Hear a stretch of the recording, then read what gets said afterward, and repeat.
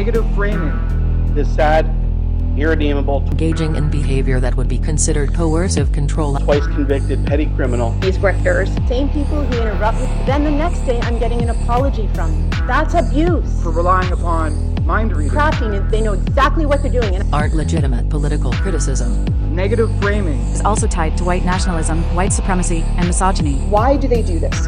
Not based broadly on principles or policies. Why am I a target? But because we are women. They do it because I'm a woman. They do it because I speak up. They do it because they want me to sit down and shut up. When you see something or hear something that is problematic, like in any way, you need to call it out. There's a guy who had his dick out in a park with children with and make sure that people are aware why not all agree what that's wrong they've said or done is problematic. Sadly, the very type of behavior this motion is addressing was on full display. While I was making my presentation, a delegate from Niagara Falls who had spoken before me heckled me while I spoke, and when I returned to my seat in the gallery, they berated me. Thanks so much, Anne-Marie, for confirming that this entire motion is targeting me. And sadly, the chair did not intervene. I'm just talking among the gallery. Let's make sure that we follow proper decorum. As one of the councillors was speaking to the motion, these same individuals yelled at her. as Councillor Yip was speaking, I looked at the gallery and I saw the delegate nodding his head when... Is it appropriate to make accusations against me and now refer to me? Excuse me. Which resulted in them being ejected from chambers. There's no respect from this room to the public. The irony of their blatant harassment in response to a motion designed to address the harassment of elected officials should not be lost on this council. They did not afford me or the councillor any respect while we spoke. Their right to freedom of expression superseded my and the councillor's right to speak.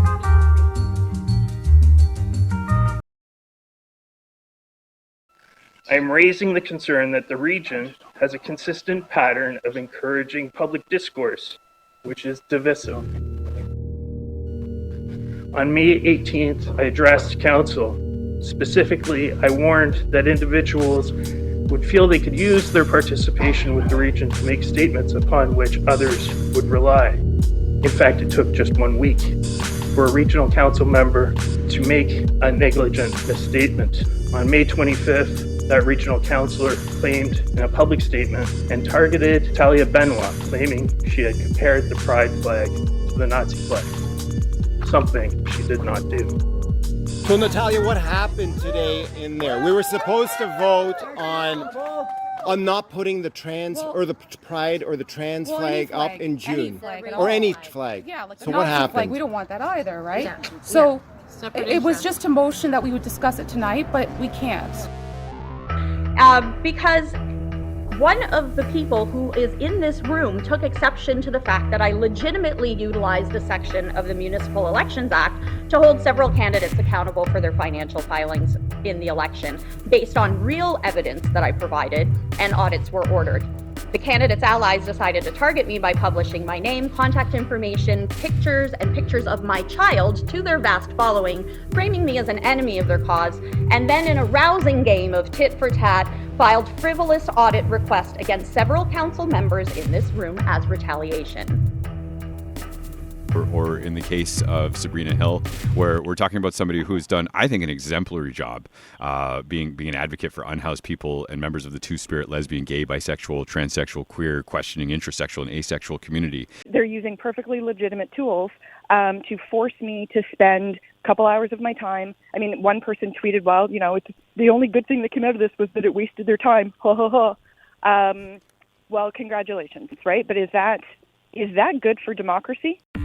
Pride Month begins tomorrow, and one school board trustee from the Niagara Catholic District School Board is facing backlash. Is under fire following her comments in a YouTube video comparing the pride flag to the Nazi flag. To draw a parallel to a universally reviled symbol of hate and fascism is disturbing. And Benoit may still have the opportunity to discuss the reversal of the pride flag decision. It's expected to be discussed and voted on June 20th.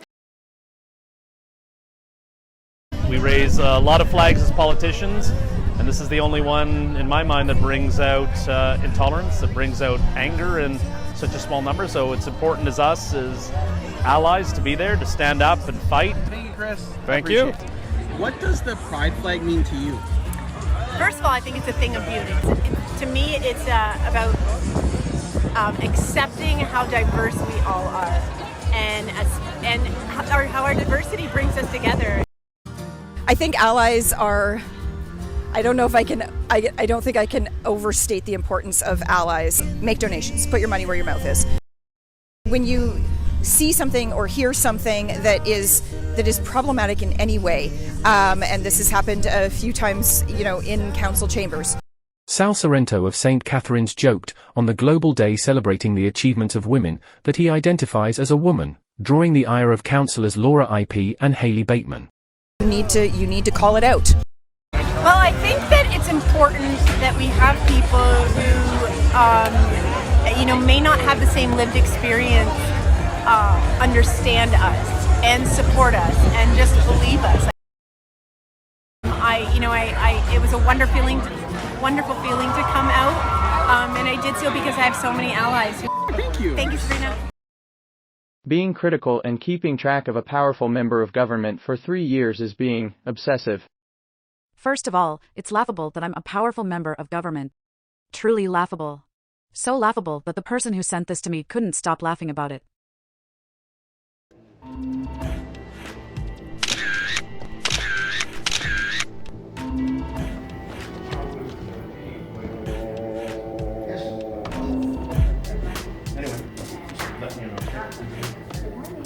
I'll now call on Senator Lickett-Balvey, resident City of Niagara Falls, for his delegation. Good morning, Chair. Good morning once again to this committee. The motion before you today will ask Niagara Regional Police Services to be more assertive, as if they've been resting on their laurels and not doing already everything that they can and should to protect you. There appears to be a great deal of concern with the quality of the communications that the public is sending to elected representatives, yet little apparent concern with the quality of the communications that members are sending to the public.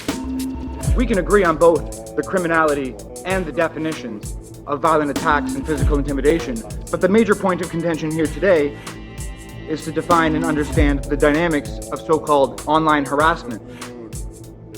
Directly after accusations were made against a member of this committee, the same member made accusations against members of the public.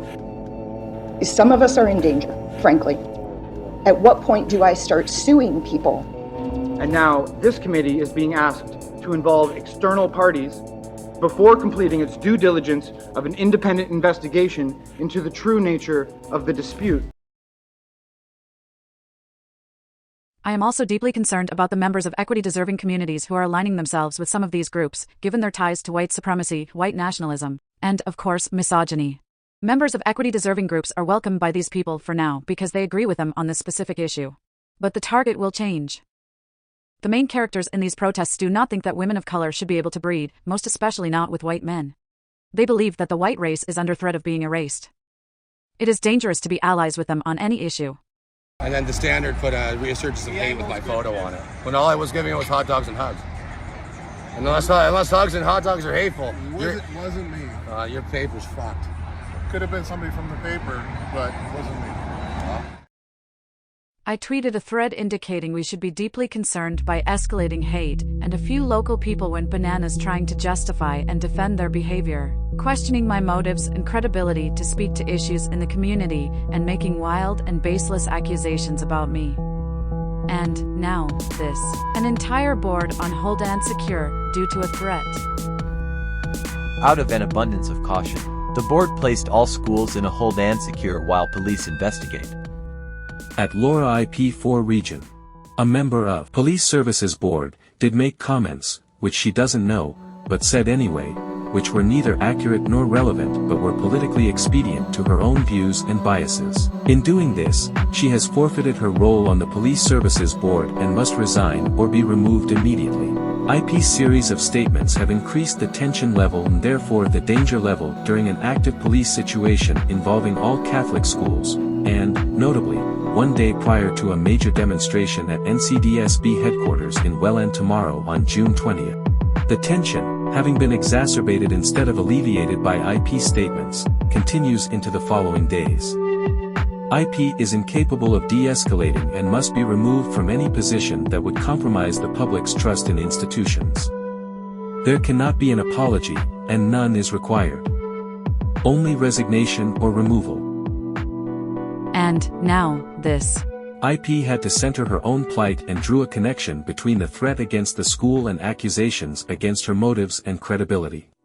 I was already accusing IP of promoting violence since June 4th. And a clear and pre-existing area of concern has been the consequence to Catholic schools for her escalations of rhetoric since May 25th. Therefore, I have some basis to view her theory as getting ahead of and covering up her own culpability in the rhetorical escalation.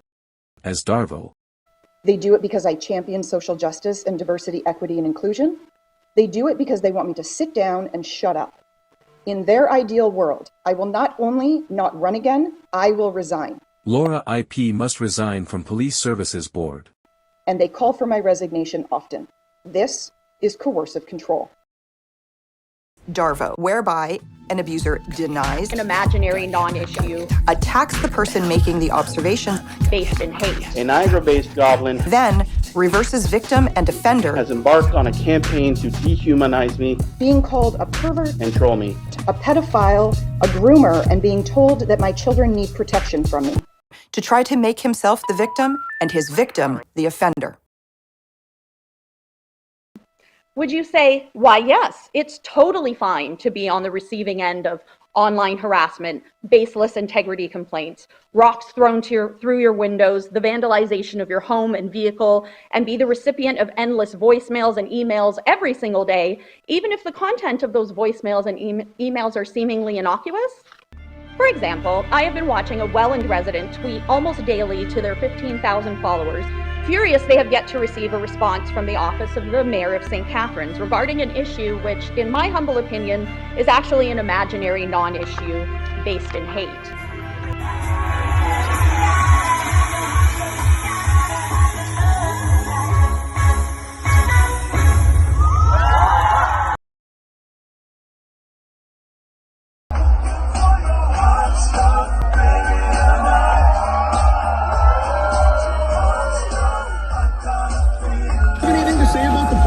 In the park at Montebello Park where a man's penis came exposed in front of the children?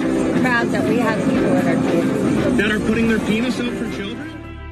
The type of behavior elected officials have no protection against, especially when it comes to people such as that Welland resident contacting the office of an official who does not even represent their constituency. While it may fall under freedom of expression and is perfectly legal, it is morally wrong and unjust. Yes, I do consider grown adults who set up walls with pornography on display that children are able to access and purchase to be hurting them. Really do not understand why there's a bunch of deranged adults who want to set this up at Children's Park and show it to regarding them. An issue which, in my humble opinion, is actually an imaginary non-issue based in hate. However, according to their tweets, they have called and emailed the mayor's office incessantly for months to demand answers, and have directed their followers to do the same. It's not hard to figure out why the mayor has refused to take their calls. All of the crimes people are concerned about specifically trans women committing are actually and primarily the crimes of cis men. Pedophiles, groomers, etc. tend far more often to be cisgender male teachers and religious leaders, for example, than drag queens or trans people. Here, in Niagara, a very small group of people are talking far more about a clearly accidental wardrobe malfunction during a drag performance than they are about the taxi driver who subjected a 9-year-old girl to horrific sexual abuse. Yo.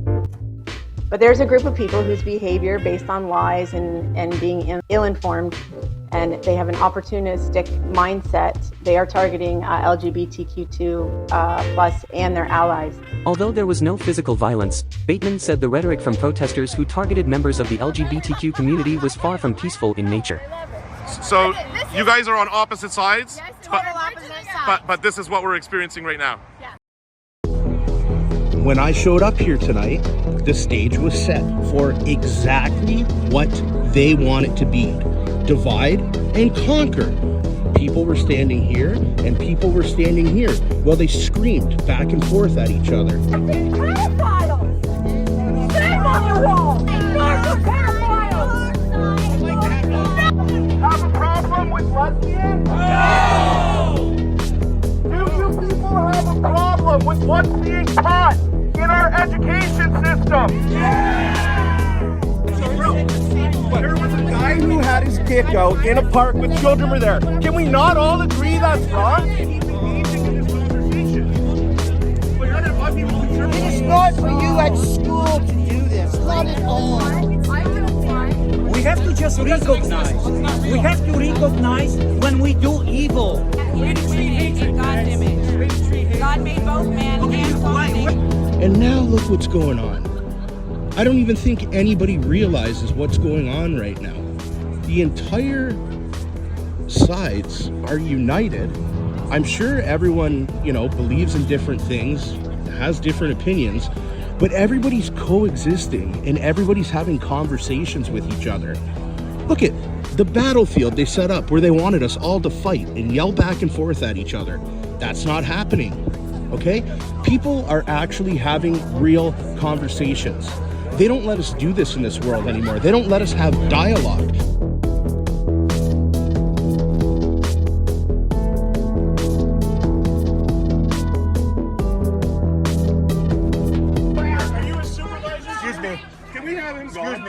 We would appreciate it if the safety of us. Move me out of the way.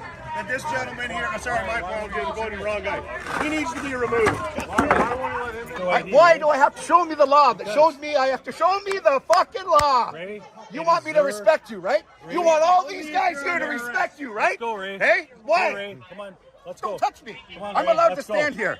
Ray, let's go off the property, Ray. Excuse me. Off the property, Ray. Excuse me. Off the property. Excuse me. You off the property. Excuse me. Ray, off the property. I'm not going to Hey, get out of my way. Since when we're criminals? We want him here. So that's what I was trying to do when you guys stopped me from getting through the barrier. You have to go around the barriers. Excuse me. He has the right to walk, guys. You guys are fucked. You know what? I can't wait till You can't prevent this fucking stuff. I can't fucking wait. You can't. You see it as a school board issue, but these same people are here at council. These same people are waiting for us outside. These same people are watching me walk to my car. Would you be able to tell me who the anti-LGBTQ is you put in the newspaper the other day? You put the headline that there was an anti-LGBT. First of all, I don't put a headline on. Stop fucking lying to people, man. Why do you put a headline that says an anti-LGBTQ rally? Let's go have a conversation. Like we did before. Put the camera down. Why do you like division? We had a very good conversation. Why do you want to divide our community? I'm not trying to divide anybody. Yes, you are. You put that headline up. No. Why? No. Because you're a fucking liar that works for the system. You're a fucking liar. Don't lower yourself, man. Smile. What am I going to do? What do you want me to do? If I talk You should to you, apologize you don't like a wanna listen man. to me. You should I apologize. have nothing to apologize. I was there. Where was the recording incident. anti-LGBT hate? Tell me where. There was people that were screaming using megaphones. You were Screaming there. using megaphones. What were they saying? They were using derogatory terms. Were they? What did they say? Okay. You're a fucking liar. You're a nice person. Have a good night. Yeah. Go fuck yourself, you piece of shit. Hide in our community, guys. You're all sitting here watching. He's doing this to us, guys. He's doing it to us. And all of you are going to sit here like cowards and look the other way.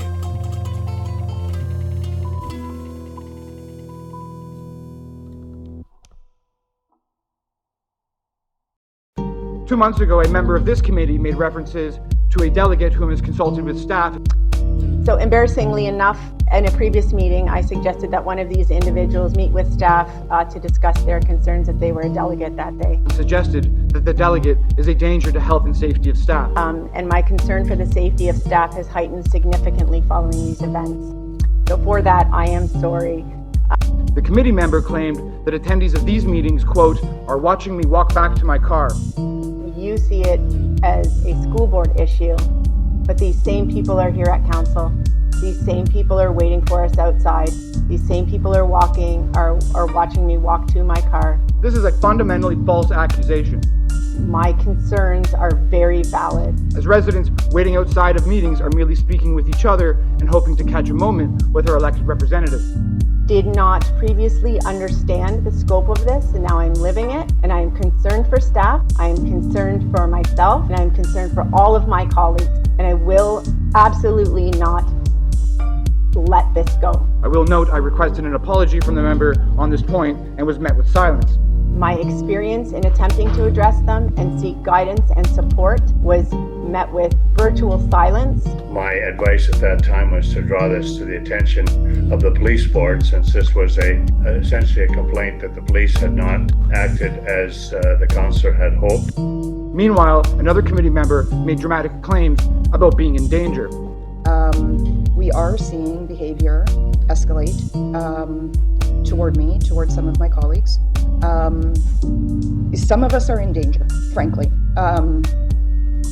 Now, 2 months later, this motion arises, and the correlation is unmistakable. It's for this reason of false accusations already made by members of this committee that I find it unacceptable to allow this motion to move forward. Therefore, I will reiterate my request to the committee to table this motion pending the completion of an independent investigation. Now, I'm not anyone. I'm just your regular run-of-the-mill citizen. I contacted the police about this and was told they can't do anything since no laws were broken. And this is their MO, which we see time and again. Individuals who engage in it know exactly how to walk right up to the line. Walking right up to the line and behaving in a manner that unquestionably qualifies as harassment. But not cross it. But because of a technicality, cannot be barred from the behavior, nor can they be held to account. We have seen this clearly on Twitter by the delegate who appeared before me. He keeps a running thread focused on one regional councillor and only one. It is actions such as his that absolutely require this committee to set up rules of engagement and be able to enforce them. I'm seeing none. Thank you very much. Thank you. Thank you for confirming everything I said. Our next delegate this morning is Melanie Holm from Niagara Falls. Thanks so much, Anne-Marie, please come forward. for confirming that this entire motion is targeting me. So, Chair, we've got a member of the gallery that is actually I'd ask for trying to recess, Chair. intimidate. No. Trying to intimidate people. So yeah, could I you speak to understand. that? So let's make sure that we follow proper decorum within this. Everybody was quiet when you had your presentation, sir. So, let's please give the same for other delegates, please, okay? I am afraid. I am afraid that this is getting worse, and I am afraid that some people in this room really are in danger. Honestly, I am really, really afraid for our future when I think about all of the people that we are missing out on, the amazing community leaders and local politicians we could have. Since I announced my candidacy for the 2022 municipal elections, a Niagara-based goblin has embarked on a campaign to dehumanize me and troll me. This sad, irredeemable, twice convicted petty criminal has launched into even more egregious, sustained attacks targeting others on this council. And of course, unsurprisingly, not based broadly on principles or policies, but because we are women, because we collectively believe in equity, and more importantly, because we have compassion, kindness, and we want to serve all of our community. Thank you to everyone who helped make this happen, for letting the next young version of me out there know that their existence is acknowledged, accepted, that they are loved, and that there is hope. Pierre Poilievre, besides being super anti-democratic, he also seems to be firmly planted in the anti-science, anti-reality camps. I do not dispute the fact that there are a lot of very stupid people that will vote for this moron. A Niagara-based goblin has embarked on a campaign to dehumanize me and troll me. I reached out to Thompson via the only means I could, the phone number listed on the city's website. I called once. He answered the first time, and the rest is history. You're a sick dog. Hello. Yeah, hi. Is this Councilor Thompson? Yes, it is. Yeah, hi. My name is Sabrina Hill. I'm the chairperson for the Diversity, Equity, and Inclusion Advisory Committee for the Niagara region. How you doing today? Yeah, I'm fine. Good. I'm not calling in my official capacity with the region, but I'm calling in regards to a recent agenda item that I had placed on the agenda. I'm Sabrina Hill, Chair of the Diversity, Equity, Inclusion Advisory Committee for Niagara Region. How are you doing? I'm not calling in my official capacity at the region. I'm doing a global survey but I'm actually the one who put the motion forward. In favor? Well, I'm the one that brought the motion. We don't necessarily believe in the commodification and captivity of intelligent sea mammals for... You're talking to the wrong guy. Yeah. So, well, no, yeah. I do know that I'm talking to the wrong guy. I heard your remarks at the city council. Okay, that's approved. Thank you for that. As long as it doesn't come back. I thought you were calling about a global survey, Sabrina.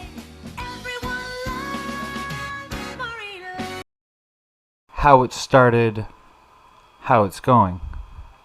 How it started is about 1,200 people responded to a Niagara region survey about discrimination, and hundreds of them wrote in vaccine status as the form of discrimination that they've experienced. That was scrubbed for the final report under a section called Key Findings, consisting of a key omission.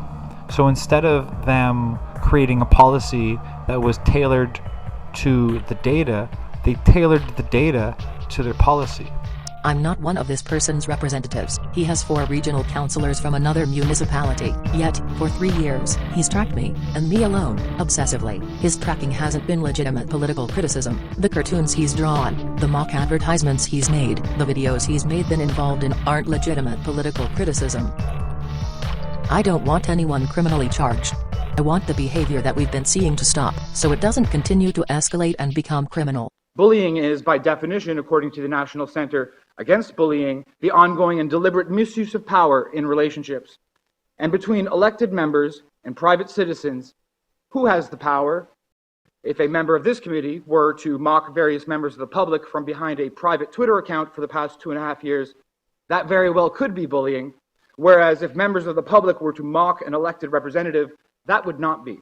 That you can even make this suggestion illustrates the power of your position, a position that would reorient law enforcement and the criminal code to protect your feelings while having run roughshod over the feelings of others. But it all boils down to respect. I can disagree with any number of things, but I should do it respectfully.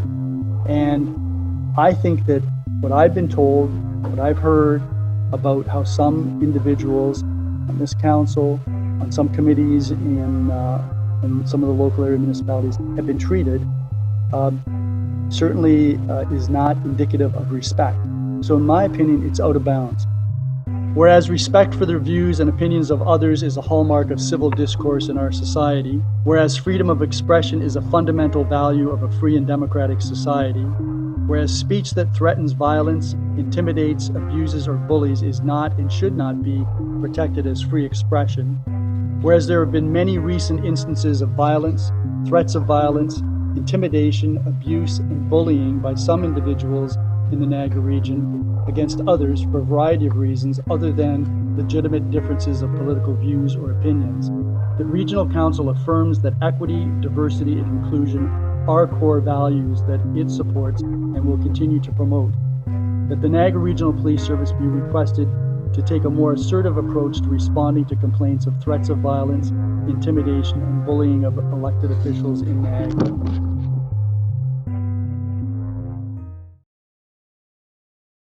Some of you want nothing to do with your constituents. Nothing I can quantify with certainty, but if you're not here to serve the public, then you may be in the wrong line of work. And I say this respectfully and regretfully.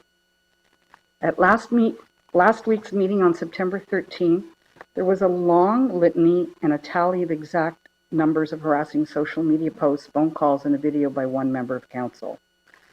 Other members of council point of order, Chair. also reported. Point of order. This yes, is point not, of order. Councillor Hewson. Thank you. This is not speaking to the motion again. Yes, I uphold your point of order.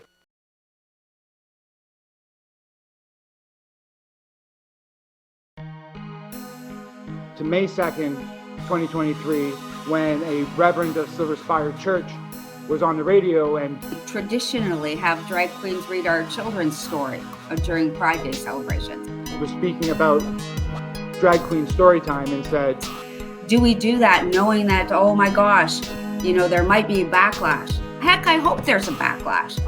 We want the backlash. 1 month later, a member of this committee appeared in photos with that member wearing a political t-shirt that contained a weapon.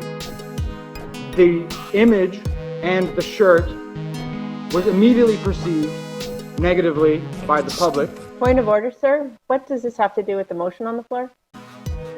Natalia Benoit claiming she had compared the pride flag to the Nazi flag, something she did not do. Over the last several months, we have seen a dramatic lack of leadership. Sorry, Chair. Point of order. Does this have anything to do with the motion that he is speaking to? I feel like we're getting off track, and I feel like we're speaking a lot about a specific councillor, which makes me question the intention of this presentation. We'd ask all those who are speaking this evening to speak directly to the motion and if you would, please. Over the last several months, we have seen a dramatic lack of leadership from the council to bias the neutrality and weaponize our institutions, the dehumanization of our community members. New councillors are needed to lead the DEI-AC. Chair, again, this has nothing to do with the motion. The motion has nothing to do with DEI. Point of order, Chair. Yes, go ahead. First of all, Councillor Redekop. the councillor shouldn't be arguing with you or the delegate. And before she embarks upon what her point of order is, she needs to ask to be recognized by the chair. In fact, what it shows is a complete lack of understanding of what the principles of DEI are. Given the references in the resolution to affirm a commitment to the core values of DEI, I will remind the committee that those core values include ensuring accountability, openness to community expertise, that decisions be evidence-informed, and I think, most importantly, humility, the virtue most lacking and most needed. You're assuming that acts that have occurred in our community, despite no evidence proving that, have been perpetrated by certain individuals. Throughout the content of this motion, we see a recurring conflation of these terms, which are spoken in the same breath, as if they share a common cause and have the common solution of police intervention. As I've said for years, people know how to walk right up to the line and not cross it. And in that walking right up to the line, they are engaging in behavior that would be considered coercive control as found by the Alberta Council of Women's Shelters. And we must be very concerned about escalations in this behavior, and it's already been escalating, and that's what the people who engage in this behavior bank on, keeping me, and others they target, on my toes, walking on eggshells, second-guessing what I say and how for fear of the backlash and what form it will take this time. And there's always backlash. Although this is not my motion, I anticipate there will be backlash from this motion. I anticipate that the backlash will confirm the need for this motion.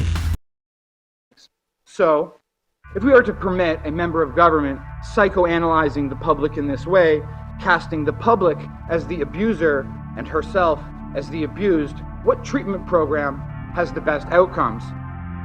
The Duluth model is less successful in achieving better outcomes because, according to the study of Duluth's negative framing of a male offender's role, Duluth is known for relying upon mind reading, while CBT is said to have better outcomes because of its clinical approach, which, quote, frames the offender's role in such a way that minimizes identity threat in the process of adapting. Minimizing identity threat and not using negative framing has a better outcome in reducing recidivism in IPV. The cognitive behavioral therapy approach was 11% more effective in a 4-week treatment program than Duluth was in 3 years of treatment. Cognitive behavioral therapy has a better outcome because of humility, something that the Duluth model and its advocates evidently lack. This reminds me of the insight from the DEI Opportunities for Change document that I gleaned in previous delegations. Scolding leads to polarization, and we are now finding ourselves ever more scolded and ever more polarized. An interviewed organization said they brought 2 individuals to lead diversity training which they felt did more harm than good. They added it felt like scolding and in some ways created polarization among employees. This is an important point both in the level of internal human resources as well as the level of external public relations. That is, that DEI felt like scolding and led to polarization.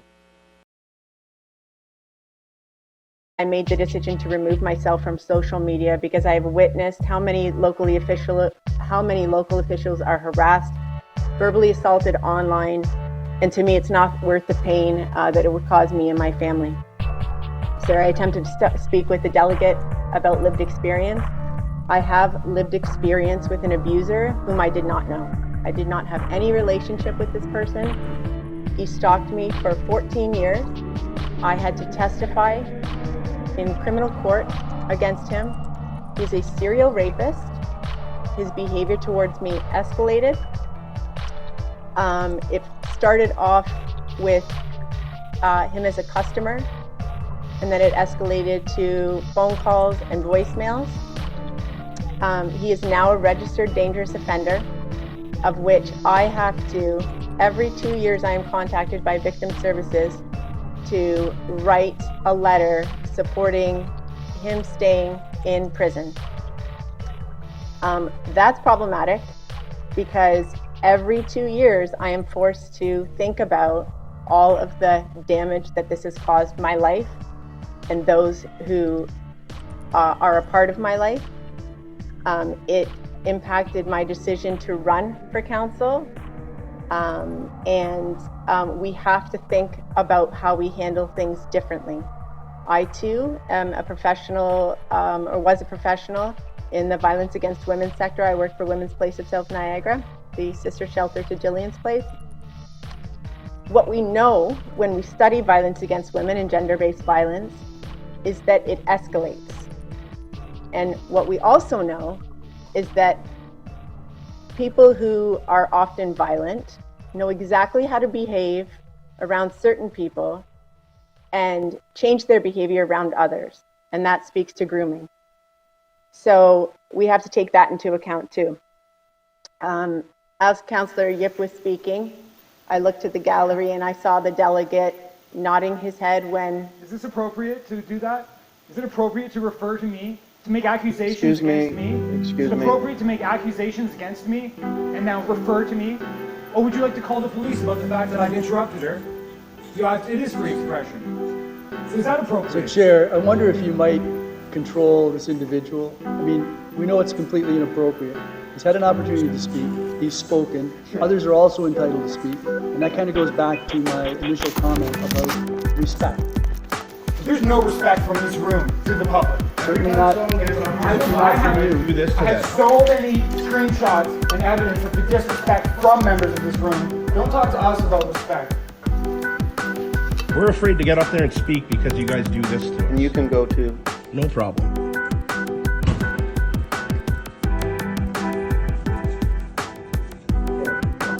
I'm Rob. How are you? Nice to meet you, Angela. So I just want to talk to you real quick.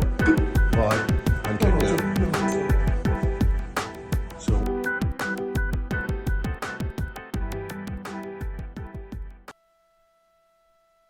Okay. Councillor Bateman, please go ahead. I watched the second delegate go back to her seat and have the previous delegate speak to her, taunt her, and he was allowed to stay. Councillor Bateman, I apologize for interrupting you during the September 13th meeting. It was out of order. I should not have done that. I regret it, and I'm sorry for any negative impact this had upon you.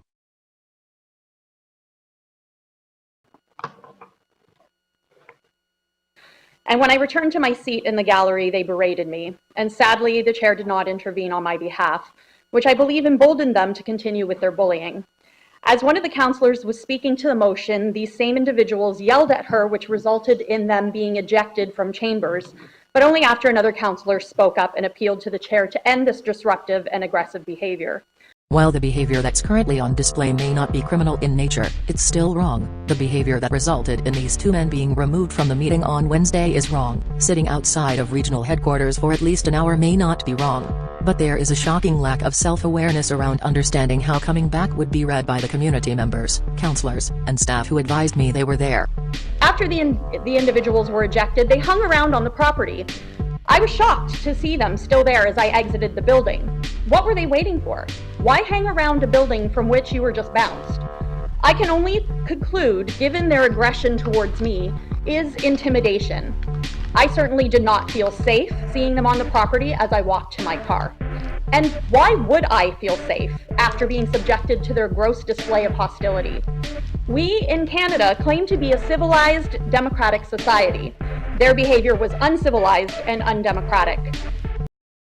There was probably a time when, if either of these people had tried to engage me in a civil discussion, even though they're not my constituents, I would have engaged. I enjoy debating political issues. However, none of the people who've engaged in this behavior toward me have started by being civil, and now, their behavior has been too unsettling, too disturbing for me to ever engage with them. A few times I've had to report behavior to NRPS. In my discussions with them, officers have advised me more than once to keep screenshots of tweets, posts, and emails from the most problematic individuals whenever they contact me or post something about me. I keep screenshots from 43 people or accounts. Most of those are generally pretty quiet. There are a few, though, that are obsessive and much more concerning. To give you a sense of how obsessive some of these people are, for just one individual, I have 1,076 screenshots in 1,085 days. 1,091 days earlier.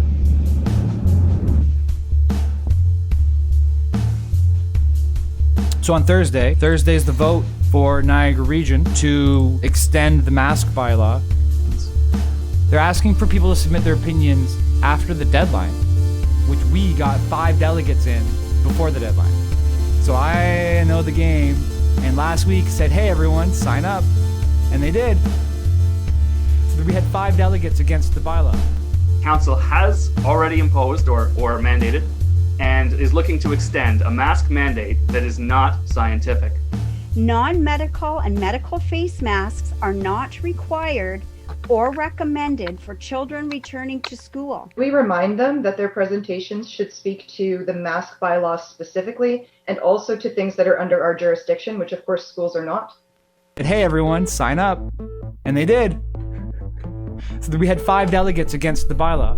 Do you have any questions for any of the delegations? And so Laura Ip on Matt Holmes, was it? Yesterday morning, said, you know, we do listen to our delegates, which is why we needed to bring some more people with a different opinion in. You know, people think politicians don't listen to the people. We do. We absolutely listen to the people, and we definitely listen when delegations come to council. And when all of those delegations are saying one thing, then we're more likely to listen to that one thing. So she, you know, mobilized her Twitter base and used the media to reach out, and they had a laughably disturbing conversation. Oh, she laughed all the way through it. I'll tell you, the vast majority of the people who've been in contact with us this morning have said to extend the bylaw. Has has the response you've gotten shifted in the last, 12 hours? It has. It has. It has also brought out more vehement anti-mask people. I don't know what is so funny about this. This isn't actually that funny. No. Well, I mean, I called her one time, you know, she's supposed to... Is that a word, smuggery? The being smug is very... It's just like, take us seriously. We are real people. We have real concerns. But there is not a single one of my colleagues in regional council chambers who has any interest in stomping on people's human rights. Do we have to, or are we obliged to have delegations every time we discuss this? So this is the 3rd time now that we've heard the delegations. And I'm guessing, you know, the old saying that a person convinced against their will is of the same opinion still. And although personally, I don't like the masks, I don't like them one bit. Do we have to have these delegations every time we revisit this? Anyone can come and delegate to something that's on the agenda. We really can't prevent that. We do put parameters around it if they have presented before that they need to provide new information. But beyond that, we would not be able to stop the delegation. In my opinion, the matter of a public code of conduct should be referred to the Procedural Bylaw Committee and not staff. Speaking of which, I am reminded of the Procedural Bylaw Amendment of 2022, which failed to pass. Defenders of that amendment made some of the same references that are being made today, such as to harassment and abuse, and that was to merely control who can and cannot delegate. The councillor hasn't been paying attention to the harassment and abuse to which some of us have been subjected over the past few years. If the person who pitched a brick through my colleague's window showed up at this council, and the councillor certainly hasn't been on the receiving end of all of the emails that we've received for the past few years. I would hope that it would be unanimous in saying, no, that person shouldn't be allowed to speak. That's how something like this comes about. I don't support taking this out. We've hammered away at this at our procedural committee, and in fact, I think it's a good piece of the puzzle. Preparing for this delegation, I compiled data from the Niagara Region website pertaining to delegations. I went through each meeting and took note of the number of delegates and the topics. Councillor Yip felt it necessary to draw upon the issue of harassment and abuse to justify precluding certain individuals.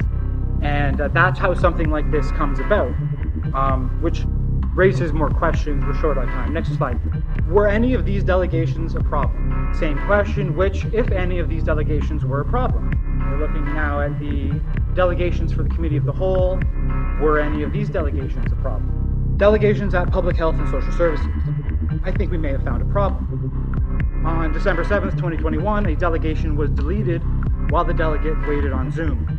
That committee, are the rules the same as a council? In other words, one must be dealing with a report that is on the agenda, or is it kind of carte blanche for people to come in and talk about whatever they want? Through you, Chair. In accordance with the procedural bylaw, a delegation may request to address a standing committee on matters not already on the agenda. So a committee, then there's really no rules, is what you're saying with regards to that?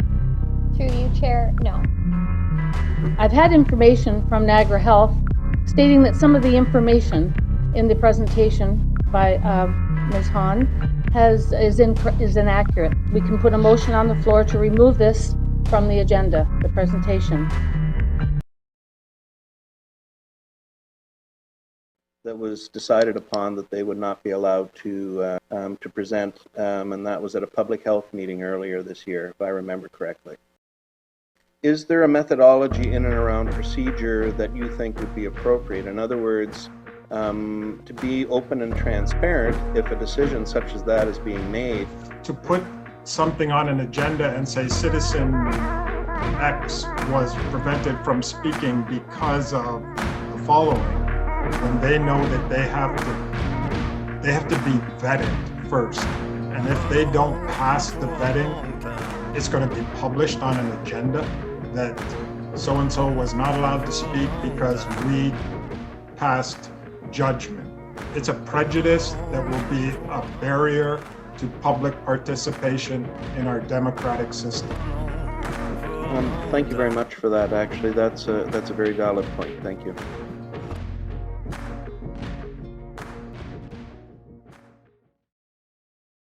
With your vote on October 22nd, we can accomplish our shared goals. Vote Haley Bateman for Niagara Regional Council. I hope we remind our representatives it is not only our right to engage with all governing bodies, but good governance should encourage public engagement.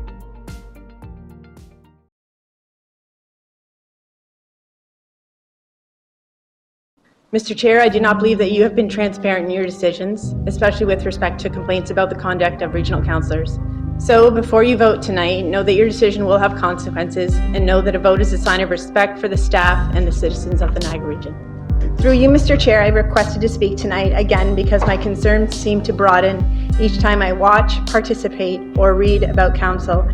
It's not just one councillor, although one councillor did seem to demand a lot of our attention. At the May 18th council meeting, without exaggeration, I was almost ill. Mr. Chair, I had spoken to you about the lack of respect I have seen by council members and audience members at public meetings, and May's council meeting was no exception. And at this point, I will admit that it took almost everything in my power not to interject. And still this behavior continues. It continues publicly with puffed up chests and the arrogance that we as citizens can do nothing to stop them. I'm certain that the councillors I reference know who they are, and their actions represent the worst qualities in human beings, a sense of imagined entitlement. As I said, I would be happy to get through you, Mr. Chair. I would be happy to go through my social media and my emails and talk about regional council or council members, mayors, who have done wonderful things. I'm doing all of this for free. Tonight I have a babysitter. I'm exhausted. It is the second last day of work for me, and I am here on my own, trying to contribute positively. I have done so for 2 years and counting. 2 years. So I've been paid for nothing, Mr. Gaines. Well, thank you for that. And then you took offense to my, you quoted, interrogation of Mr. Mascarin. I called his procedure fraudulent. Do you understand what the word fraudulent means? It was the way in which he addressed him, kind of the way he's addressing me right now. It's an attempt to intimidate me. It's an attempt to, it's basically exactly what he did to our integrity commissioner, talking about a judge and all of these things, going in and trying to trip somebody up. It's unfair commentary. It's completely disrespectful, and it's an attempt to intimidate me. And I have to tell you, the longer I am engaged, the harder I will work to make sure that this behavior stops, because I find it repulsive. The greatest lessons I have learned is that when we have a misstep or failure, we take full responsibility, and when we have a success, we share it with others. Councillor Petrowski hasn't learned this life lesson. He's full of excuses and lies. And I know that it takes a lot of nerve to stand up here in front of people and say the things that she's been saying. And I just want to compliment her, Mr. Chair, on having guts. Represent the people of St. Catharines at Niagara Regional Council. Have you been watching Regional Council the last 4 years and you're disappointed in the actions and behavior of many members of our Regional Council? Well, there's an election coming up. You can vote to reset the region. Well, looking into a conversation anyway of having the region join an anti-racism coalition. The councillor behind this push is Councillor Laura Yip, who joins us on the program this morning. Laura, how are you? On diversity, equity, and inclusion. I know I speak for all of council when I'm saying I'm looking forward to hearing our delegations this evening. Canada, in terms of the World Economic Forum, closing the global gender gap. Prosperity in Niagara requires a thriving economy. A thriving economy needs population growth. Population growth requires immigration. Immigrants require an inclusive and welcoming community. I am, however, part of a lost generation here in Niagara. Every single two-spirited gay, lesbian, bisexual, trans, queer, and questioning person that I knew through high school and university left Niagara. I would ask Council to move forward on this issue. Sadly, even if we each admit we even have a little bit of bias, these subtle biases get in the way of our decision making. Haley Bateman, resident, City of St. Catharines. Once again, I am here to address comments from Regional Councillor, this time Mayor David Bylsma from West Lincoln. Councillor Bylsma and I disagree on virtually everything he has weighed in on this term, but it's his comments regarding the raising of the pride flag and racist comments about Black Lives Matter in his radio interview with News Talk 610 CKTB that have brought me here tonight. It's a fair opinion. I guess in the Black Lives Matter, I'd be the one holding the sign that said all lives matter, trying to tear down. Well, That's a rallying cry for a certain segment of our society that are looking for that leader that will represent their views that we do not accept. And we can't allow those rallying cries to even begin to nurture or give them a place to nurture and take form.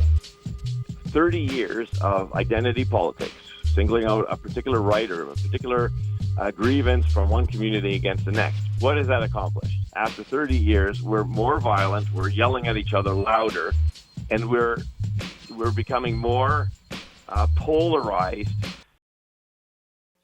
I know that everyone here likes to believe that they're not racist, but the fact of the matter is that even those of us who are actively anti-racist, by virtue of operating in a system that is racist, are racist.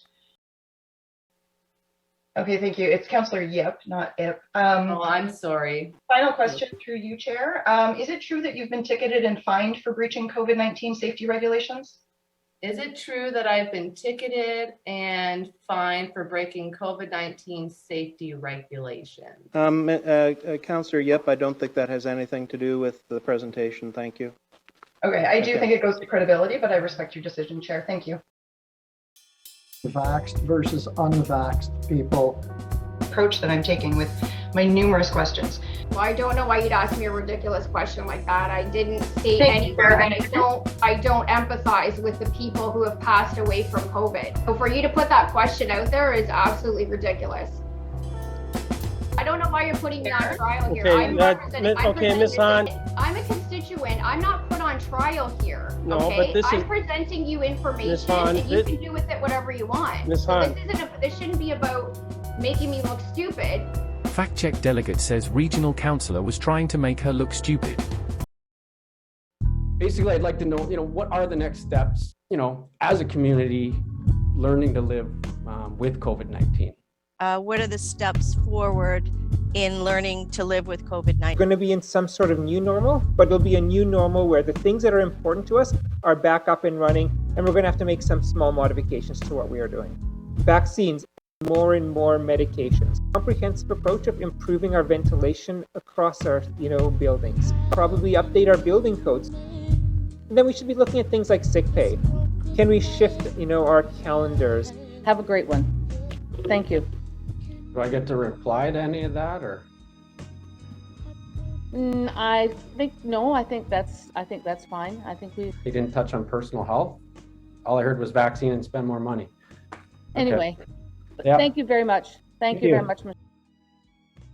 So Sabrina Hill posts that photo that I guess Hill took of the vandalized sign. I know where that is. And I looked at it and I'm like, wait a second, that's the old bookstore. And then I look in the news and I find out that indeed the owner says that they were bullied by vaccine mandates. And now the business is closed, gone after 40 years. The park right next to it is named after that business. And all that's left is a defaced Rebecca Hahn sign that's been there for 2 years. With that, I'm going to call on Sandor Legatfoli for his delegation. So tonight, or this morning, I will present information pertaining to the risks and the implications of the DEI proposal. An advocate of the proposal said that the intent of the survey was to learn from various communities. We're looking to learn from the various communities across the Niagara region what they're witnessing or experiencing in terms of about their experiences of discrimination and bias in the workplace, school, the general community. And we know that the survey data is meant to be seen as statistically significant. 600 responses for a population the size of Niagara is considered to be statistically significant. So what did we learn? And hundreds of them wrote in vaccine status as the form of discrimination that they've experienced. As you can see, vaccination status, wrote vaccination status, vaccination status, or something of those along those lines. Vaccination status is a choice, requiring proof of vaccination. With a vaccination requirement. By vaccination mandates, vaccine status discrimination. Whether or not vaccination status is grounds for discrimination. Vaccine discrimination had been totally removed and pushed, revised to a footnote. And now does include a footnote. Sometimes a footnote, they get overlooked. Into the other category. Other box. The other box, nor were there explorations of lived experiences of these responses. The deleted 24% are still in there, also registered their experiences with insulting, teasing, bullying, and mocking. Sharing their stories of being insulted, teased, verbally abused, but they have no voice on the front end of your report. This has been a bit of a contentious issue. I questioned whether vaccination status, as to why vaccination status. We didn't ask about vaccination status. The respondents chose to add it in. Is that correct? Through you, Chair. Yes, that is correct. Okay. Thank you. I would ask that she consults with Mr. Legatfoli during the report for opinions if he finds that a reasonable request, please. I think it is. So first and foremost with it, there's 31 of us at Niagara Region, and every one of them gets up for 10 minutes and questions a delegate as it's going through, and many editorialize as it's going on with it. So I would suggest to you that at Niagara Region, it's a bit of a problem. It makes it very difficult to be a chair at Niagara Region. I have a very difficult meeting coming up this Wednesday at Corporate Services. Part of it is dealing with delegations that are coming in with it. Hello Shandor. Thank you for sending in your slide deck for your delegation at Wednesday's Corporate Services Committee meeting. Upon review, it has been noted you have included screenshots of various individuals' social media posts. We would ask that you limit your delegation to your own views information as opposed to reproducing third-party information obtained from social media. Please resubmit your slide deck to exclude those references. In consultation with legal staff, I have removed the following slides from your presentation, as well as removed content with names, as noted in my previous communication to you. Delegations are expected to observe proper decorum and be respectful in their presentations and should be focused strictly on the recommendations and the report before committee. To that end, delegates are advised to avoid personalizing the debate and making disrespectful or inappropriate commentary regarding third parties. If we accept that there's a difference between systemic and individual discrimination, that systemic discrimination is a thing, it exists, and equity means removing the barriers of systemic discrimination, then the non-systemic discrimination should have been omitted. For the totally opposite reasons from what the February presentation called for, separating out the data should have been done. By not omitting the non-systemic forms of discrimination, we've contaminated any systemic analysis we can do from the data. Indeed, my argument cited the DEI document's own commitment to quality data. Quote, track success over time, page 23. Quote, evaluate progress over time, page 27. How is that possible with a confounding variable? How can I eat when there's a fly in my soup? According to the OHRC, vaccination status is not a valid form of discrimination. So why is it in the discrimination survey data set? The DEI project does not support, and in specific, demonstrable, and documented cases, has been oppositional, antagonistic, and insulting towards those who would take issue with vaccine status discrimination, to those who reported being personally impacted by government policies on their lives. The answer from all DEI advocates has been, it's not our problem, that was your choice. Perhaps.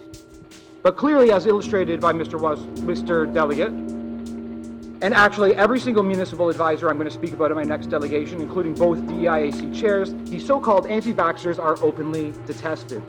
Kind of like a fly in a soup, and the fly knows it, and the fly wants out of the soup too, because soup isn't for flies. In an interaction last year regarding the region's proposed bylaws, I told this individual that I would, despite our differences, defend his right to delegate. He responded, I would not defend yours. I'm a communist, not a liberal. In 2019, this individual... Chair, I'm sorry to interrupt again, but this, I'm struggling to see the connection between... LGBTQ Advisory Committee stood with then Mayor Walter Sendzik to unveil the St. Catharines Pride Crosswalk. This, you're reading along with me, I assume, in my redacted remarks, so you know who I'm referring to, said... Point of order. That's actually the point. We can actually identify who the delegate is speaking about, and I think that still is potentially a legal issue. Niagara Region's DEI Advisory Committee's first public member was removed from committee in December of 2021 after a tweet she says was misconstrued. Point of order. We're talking about specific individuals again. My other issue with this is that we're talking about stuff that has happened in the past. We're not talking about how membership might be contemplated for the committee at this point. The Pride Crosswalk, and a few months later, he said the quiet part of intersectionality out loud in the form of revolutionary neo-Marxist thought. Mr. Ligafalvi, I'm going to give a temporary recess at this point. The advocate who stood with the mayor at the inaugurated Pride Crosswalk a few months later said the quiet part of intersectionality out loud in the form of revolutionary neo-Marxist thought, quote, we should reject corporations and cops, support anti-capitalism and abolition, and build movements that combine black liberation, women's liberation, and queer liberation, and like Marsha P. Johnson, be prepared to throw bricks when the time comes, said the municipal advisor at the time of being a municipal advisor. 1 year later, the advisor authored his resignation letter. In it, he said, and this is the lesson I was hoping to bring to the committee, in it, he said, in hindsight, the installation of the crosswalk was an incredibly easy and uncontroversial project. The real test of the city's allyship is how they respond when what's being recommended is not easy. No, activists want action, and the Rainbow Road was the easy part. They want action that is truly much more revolutionary than canceling a comedy show. Similar but different fiascos are coming to the region in coming years as it writes a check it can't cash in promising action to activists. Chair, is any of this in the report?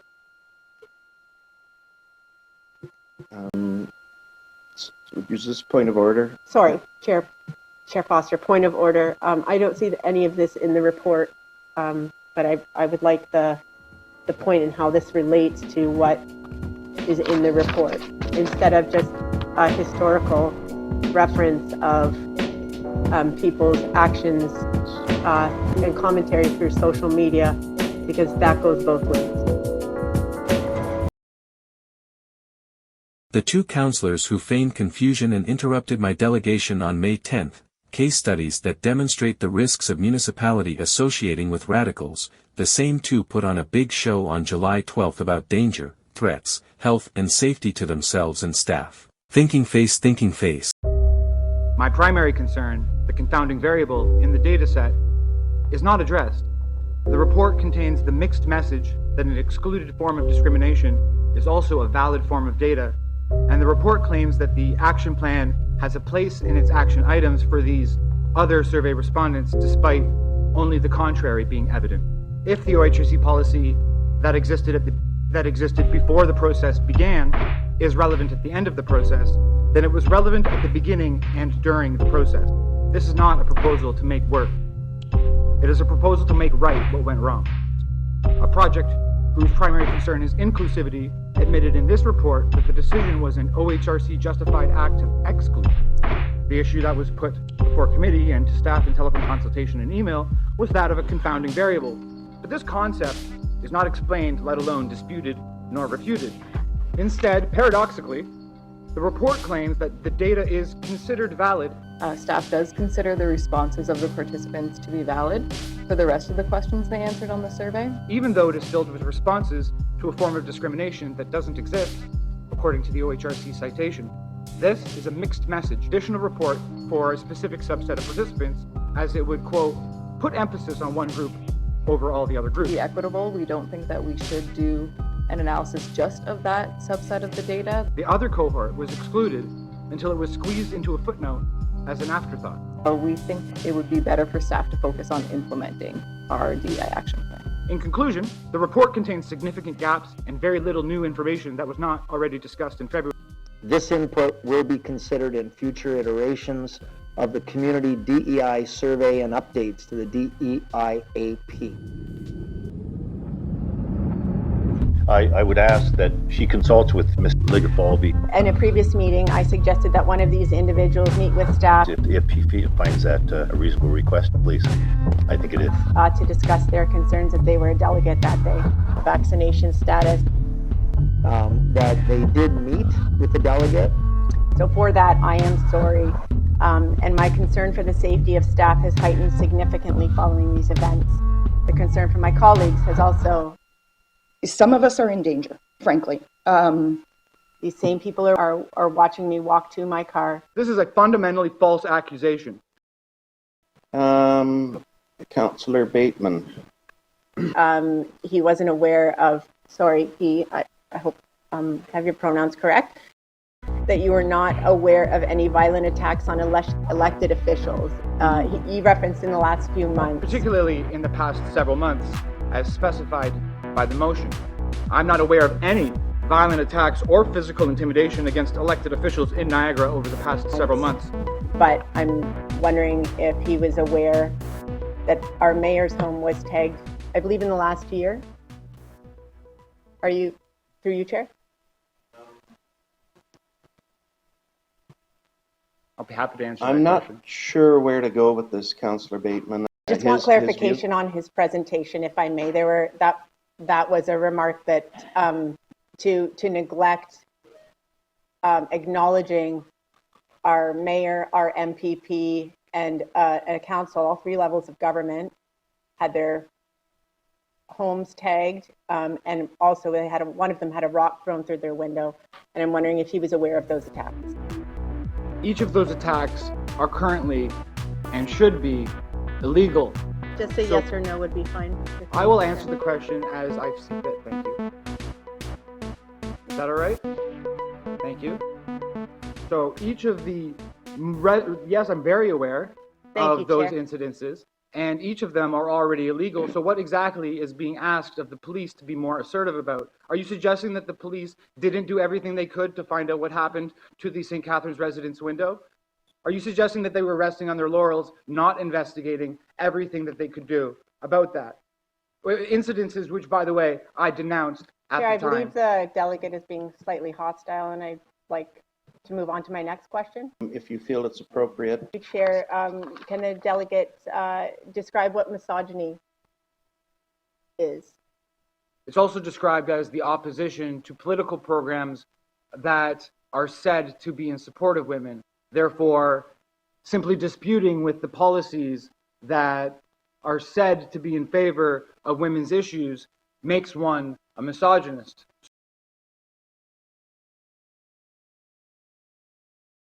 But I'm wondering if no names are used, yes or no, does the delegate feel it's appropriate to use a comment in a presentation?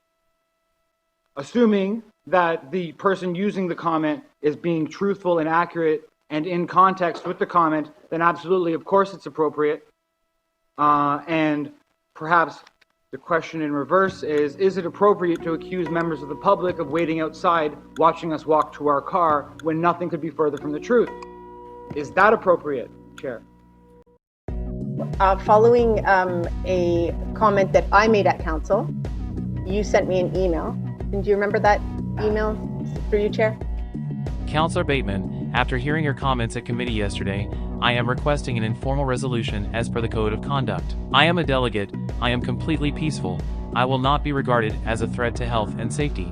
Nor am I involved in the protests at school boards, nor am I opportunistic nor targeting LGBTQ. Please retract and apologize. Please seek the support of the Integrity Commissioner to facilitate an informal resolution. Should that be unsuccessful, then it will be necessary for a formal complaint. It is out of line to humiliate me as a delegate with false and baseless accusations. You sent me an email. Do you remember that email through you, Chair? This is not appropriate, this particular question, because you are now asking questions to the delegation and what was presented. So anything outside of that is inappropriate. So, and that's my ruling at this point. So move on to your next question. It was in his presentation. Move on to your next question. So just to be, can you just provide clarity on what you've just instructed me? I just instructed you that the question at this particular point in time is inappropriate. So and the do you have another question? The reason for the inappropriateness, sir? Because you're dealing with something that was outside the presentation, as I have ruled. So can you please move on? It was in his presentation, though. I guess that's the point of clarification that I'm just trying to understand. I've made the ruling. If you wish to overrule me or ask the committee to overrule it, you have every right to do that. I would like so, sir. Please, Chair. Okay. So the request has been to overrule the chair. Okay, so the chair's ruling stands. Anything else, Councillor Bateman? There's about 30 seconds left for you. Do you, through you, Chair, do you understand the importance and value in lived experience, and can you tell us what lived experience is? I'm kind of thinking that wasn't part of his presentation, so therefore the question is out of line. Chair, we're talking about a motion on diversity, equity, inclusion. He is speaking about elected officials. So again, I've stated that it's an appropriate question. So just to be clear, do you wish to challenge the chair? I just wanted to clarify your position and my position.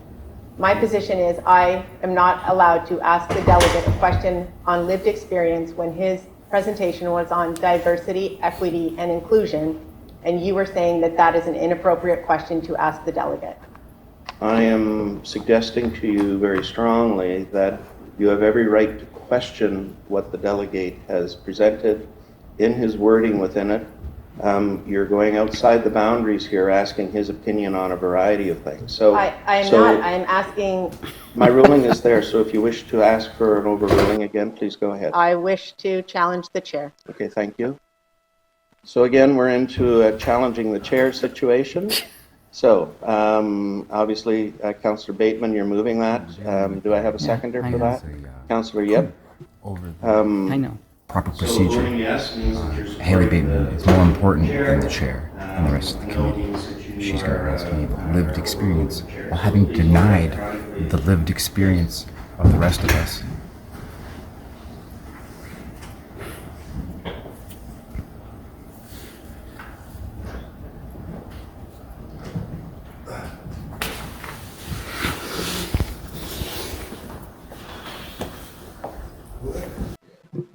So the ruling of the chair stands. With that, I'm going to be drawing the questions to a close.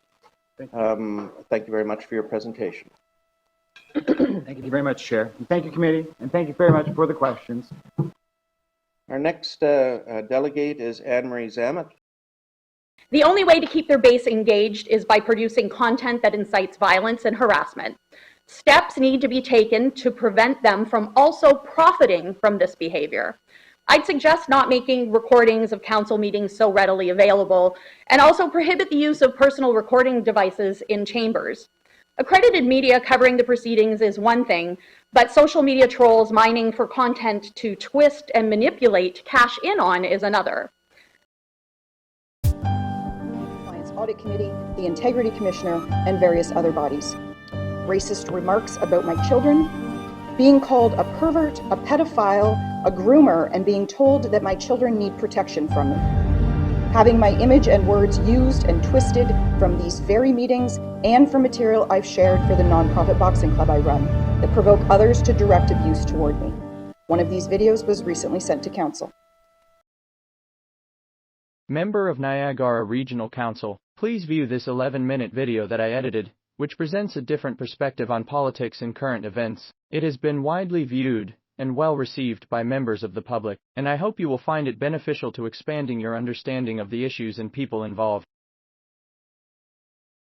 So what FIRE looks like in taking on a pernicious wood invasion of woke Marxism, what it tells us to do is to goad them into going too far and show and make clear and bright what's going on with the woke, and to goad them into strategic acceleration. Who are these activists? I'm going to point out real quick that I said strategic acceleration because if you accelerate too far, you end up in reaction, and that's bad. We'll come back to that. These same people are here at council. These same people are waiting for us outside, watching me walk to my car. Because you're a fucking liar. Some of us are in danger, frankly. Again, it's a matter of a confounding variable. Attack, reverse roles of victim and offender, understanding mid-level violence and provocations, understanding that these are manipulations. I'm frankly, I'm disgusted by that response. Expose the manipulation, pointing at weaponized empathy. You are manipulating us, and we're not going to do it. In June, I asked for the CAO, the chair, and the chief of police to meet with me about a certain group of people. Essentially a complaint that the police had not acted as the councillor had hoped. You see it as a school board issue, but these same people are here at council. And they're the same people who show up at council all the time. These same people are waiting for us outside. These same people are watching me walk to my car. This is a fundamentally false accusation. They're the same people who send the emails. They're the same people who threaten me with integrity commissioner complaints. Should that be unsuccessful, then it will be necessary for a formal complaint. They're the same people who interrupt me at a committee meeting. The delegate nodding his head when... Is this appropriate to do that? They're the same people who get escorted out. Then the next day, I'm getting an apology from them. And I'm sorry for any negative impact this had upon you. That's abuse. It was out of order. I should not have done that. That's abuse. They're crafty and they know exactly what they're doing, and I'm so angry about this. We are so worried about the police service, the Niagara Regional Police Service's feelings being hurt. There are a lot of us who are going through a lot of trauma, who already have a lot of a trauma based on our lived experience, which we've also failing to recognize how important that is. At corporate services, I couldn't ask a question about lived experience to lived experience, and can you tell us what lived experience is? I'm kind of thinking that wasn't part of his, so the request has been to overrule the chair. So the chair's ruling stands. Anything else, Councillor Bateman? There's about 30 seconds left for you. I was told, oh, I better wrap it up. I've got 10 minutes. I don't have 10 minutes. I don't have 10 minutes. I can talk as long as I want, and still this behavior continues. It continues publicly with puffed up chests. This is outrageous, and the arrogance that we as citizens can do nothing to stop them. I'm so over playing nice with this. I'm certain that the councillors I referenced know who they are. It needs to be a priority above all else. I don't care what you're doing that day. And their actions represent the worst qualities in human beings, a sense of imagined entitlement. I am so over it. I apologize. I'm very, very angry. I'm angry about all of this. I support this motion. I wish there wasn't a friendly amendment because it was on the fly, and when we don't like when we make friendly amendments on the fly, but here it is. Let's support it. Thank you, Councillor.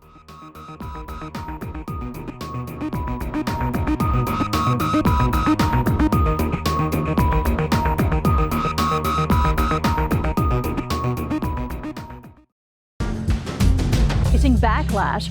We want the backlash. Result in more backlash. Oh my gosh, there might be backlash. Fully aware. Heck, I hope there's a backlash. Of the backlash. And there's always backlash. That my remarks today will garner. Thank you for the opportunity to speak at this committee meeting. I recognize the privilege of living in a country where the average citizen is afforded the freedom to participate in local government. Our country includes folks who have escaped regimes where the mere thought of questioning their government is punishable by death. So you can read Rules for Radicals online for free too. Just type it into Google, it'll pop up. They have an updated version called Beautiful Trouble. Now, that's not to say that we should bow down in reverence to council. I believe very strongly in good trouble. And we've got to make good trouble. AOC says good trouble all the time. Well, I believe in pushing boundaries and questioning the powers that be. Beautiful Trouble is the name of their activist manual. In the very simple words, the real action is your target's reaction. All of their activism is not as important as inducing your reaction to their activism. They poke and poke and poke and poke and poke until you slap their hand. They catch you on film slapping their hand and say you assaulted them. And if they can get you in court, get you arrested for assault, they will. The dialectical political warfare operates along a dynamic spiral. The goal is to get people to argue back and forth, we'll put it, in a horizontal direction. Heck, I hope there's a backlash. So that you generate the energy to move vertically. So maybe you get Christian nationalists to fight with the woke, back and forth, I hope people realize that it's not everybody, but that the people have loud voices. I mean, it was just the same, I think, during the pandemic when we had people, the anti-vaxxers were a very small minority. You only have two choices, and they're these two obvious bad choices that cause people to fight across what appears to be a gulf of opposite. If you can make somebody do something stupid, you can capitalize on the stupid thing they did. I anticipate that the backlash will confirm the need for this motion.